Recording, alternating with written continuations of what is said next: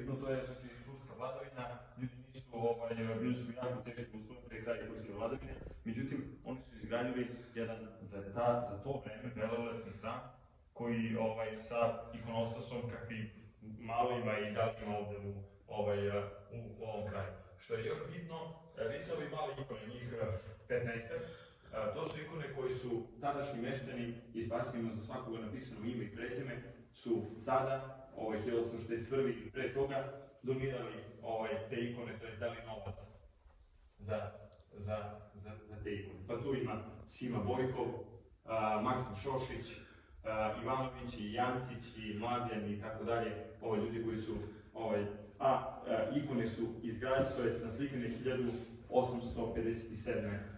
godine. Ono što je još jako bitno za ovaj hram, to je da maltene sa izgradnjom ovog hrama ovde je i Sveta mučenica Bosiljka, njena ikona koja ovde stoji je ikona naslikana 1899. godine.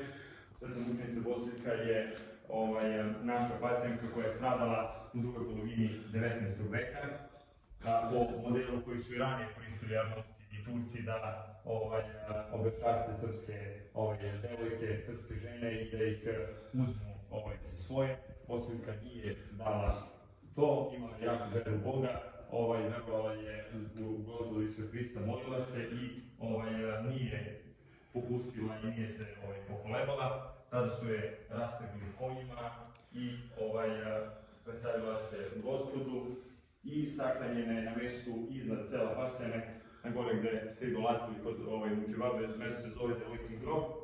I to je učivala neko vreme, nešto nisu i njene roditelji iz porodica Rajčić, nisu mogli da je presale i da je sahrane ovde, jer Turci nisu dozvoljavali u to vreme. Kada su smogli snage, malo jačali, crkva je već bila gotova, oni su nekako dobili dozvolu i mogli i uzeli da iskopaju njeno telo, da je sahrane, jer tada nisu imali predstavu o svećeništvu i ljudi su imali mnogo velikih muka i nisu možda o tome razmišljali. Kad su uspeli da prenose, da iskopaju mošti, iskopali su, vidjeli su da to nisu baš mošti i kosti kakvi su ranije vidjeli, nego da su žute kakve ih i sad vidite. Tadašnji, verovatno sveštenik, to su predanje, mi to nemamo zapisano, ali tako smo čuli i tako pričamo. Sveštenik je rekao da su ove moštine, ovo se ne sahranjuje i tada su bile smeštene u kivotu ovde, pored ulaza i tu su bile izlagane. Jedno vreme,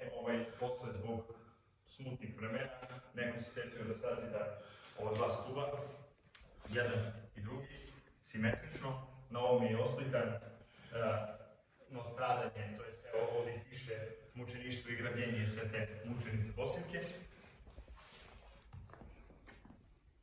Tu i odsjedanje kao ođak do ovde.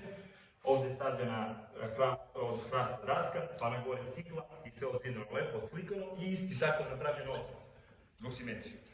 Ne piše tu ništa, znači samo je tu stoji. Njega su vekovima, to jest ovde godinama stoji ikone i koristi se kao posljednje. Ali je bilo predanje da se mošti nalaze tu.